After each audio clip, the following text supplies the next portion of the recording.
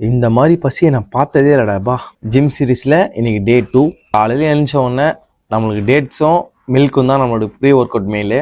சட்டை போட்டுன்னு சாப்பிட்டு பேகை மாட்டினு ஜிம்முக்கு போயிட்டேன். என் வீடியோ யாருன்னா புதுசாக பார்க்குறீங்கன்னா ஒரு ஃபாலோ பட்டன் மட்டும் தட்டி விட்டுருங்க. எனக்கு வீடியோ போகிறதுக்கு இன்னும் கொஞ்சம் மோட்டிவேஷனாக இருக்கும். இந்த மட்டிஷன்லாம் போட்டு ரொம்ப நாள் நினச்சிட்டு எங்கள் அம்மா பீரோலேருந்து எங்கேருந்தோ எடுத்து கொடுத்தாங்க. இது நல்லா இருக்கு. ஜென்ரல்ன்றனால chest, lat, bi, tri, shoulder, leg எல்லாமே போட வேண்டியதாகிடுச்சு.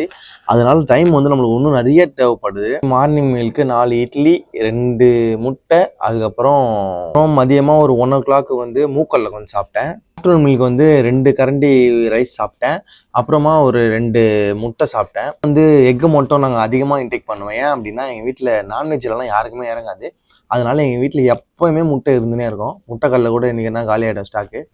எங்கள் வீட்டில் காலியாகாது. சப்போஸ் யாருன்னா தேவைப்பட்டுச்சுன்னா எனக்கு கான்டெக்ட் பண்ணுங்கள். உடம்பே பார்த்துருந்தா வேலைக்கு ஆகாது. அந்த உடம்பு பார்த்துக்கிறதுக்கான தேவையான காசை வந்து நம்ம காலையில் தான் நம்ம சம்பாதிக்க முடியும். நம்ம பிஸ்னஸில் தான் நம்ம சம்பாதிக்க முடியும். முடிச்சுட்டு வரத்துக்கு 12 o'clock ஆகிடுச்சு.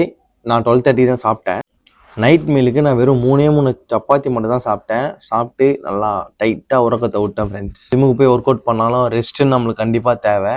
எனக்கு இப்போவே தலைலாம் சுற்றுது. சரி, டாட்டா, பை பாய். உங்களை அடுத்த வீடியோவில் சந்திக்கிறேன். அது வரைக்கும் உங்களிடமிருந்து விடைபெறுவது பில்லு விலாக்ஸ். Stay tune.